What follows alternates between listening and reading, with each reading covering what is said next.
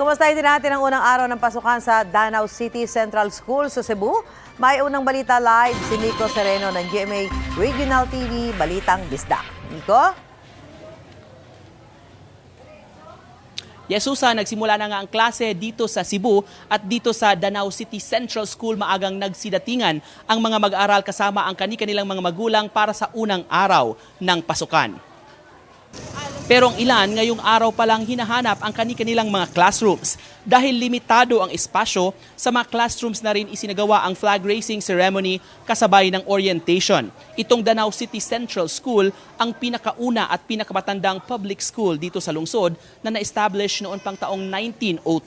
May mahigit 2,000 enrollees sa paaralan. Sa buong Danau City naman, may mahigit 32,000 na mga mag-aaral na naka-enroll para sa school year 2023-2024. Sa buong Central Visayas, base sa data mula sa DepEd Region 7, may mahigit sa 1.5 million enrollees sa mga public schools ngayong school year.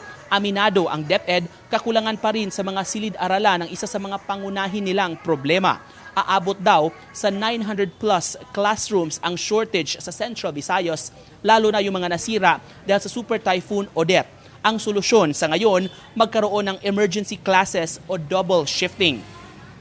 Kagaya dito, Susan, sa Danau City Central School, double shifting na rin ang ipinapatupad dito sa paaralan. Ang unang shift, magsisimula ang pasok mula 6 a.m. hanggang alas 12 ng tanghali. Samantalang afternoon session naman, alas 12 ng tanghali hanggang sa alas 6 ng gabi. Yan ang latest mula dito sa Danau City. Susan? Maraming salamat, Nico Sereno. Mauna ka sa mga balita, bisitahin at mag-subscribe sa GMA Integrated News sa YouTube. Sa mga kapuso abroad, samahan nyo kami sa GMA Pinoy TV at sa www.gmanews.tv.